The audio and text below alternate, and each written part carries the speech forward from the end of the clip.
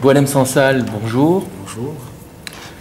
Est-ce que se rendre en Israël à une rencontre d'écrivains, est-ce rompre la tranquillité de l'écrivain et de l'intellectuel que vous êtes?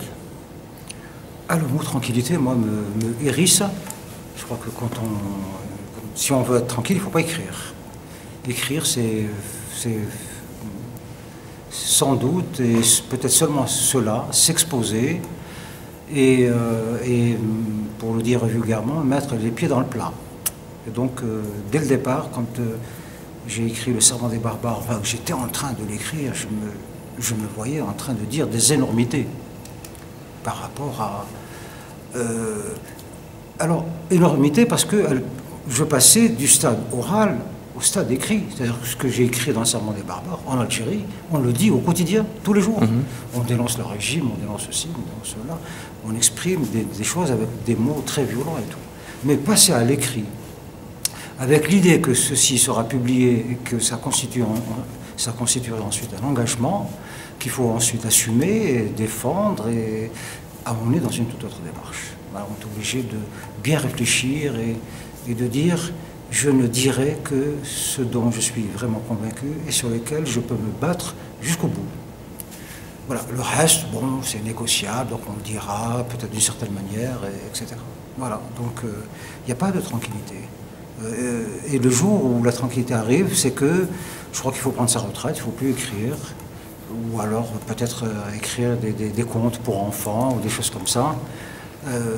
Voilà, l'intellectuel a une fonction sociale et il faut croiser le fer avec tous ces gens qui nous veulent du mal. Il y a des gens qui nous veulent du mal.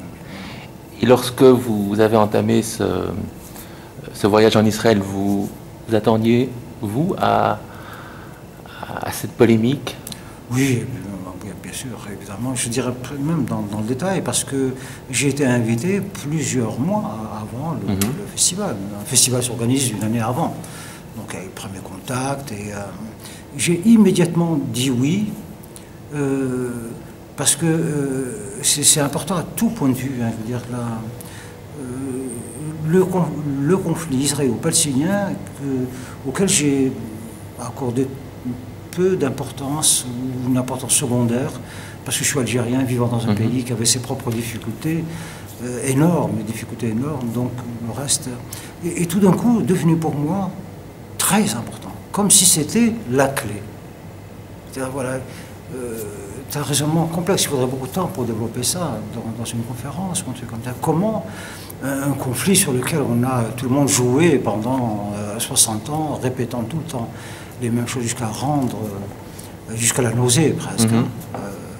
Tout d'un coup, pour moi, c'est devenu la clé.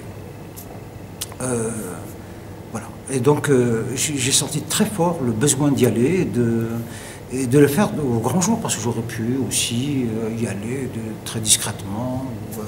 Non, le faire tout à fait normalement, comme on voit, comme je vais en France ou je vais aux États-Unis.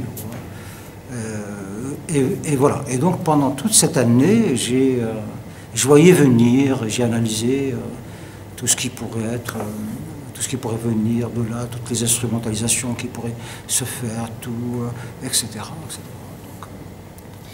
et la polémique dont vous avez fait l'objet met-elle, selon vous, en exergue une grande difficulté pour les écrivains et les intellectuels arabes, c'est-à-dire de passer du stade du nous au je, et finalement de marquer vraiment l'autonomie de l'individu?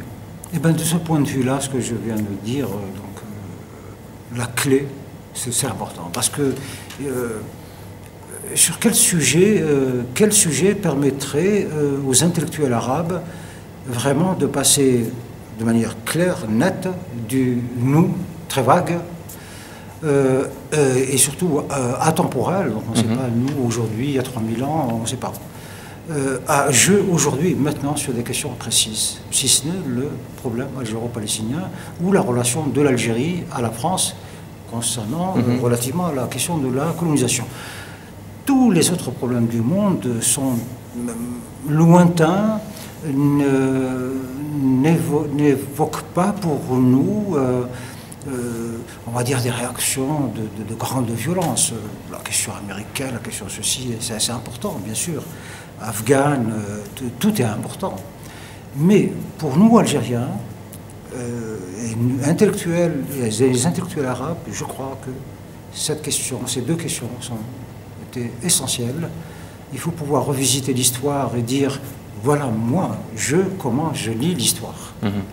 Et sortir des leçons apprises, et c'est des arrangements, c'est de la comédie, et vis-à-vis de la question israélo-palestinienne, elle est beaucoup plus complexe d'ailleurs que la... Et là aussi, il faut sortir du bois, et des discours et des leçons et de l'embrigadement et d'analyser soi-même et d'aller à la rencontre de l'autre. Et d'aller à la rencontre, oui.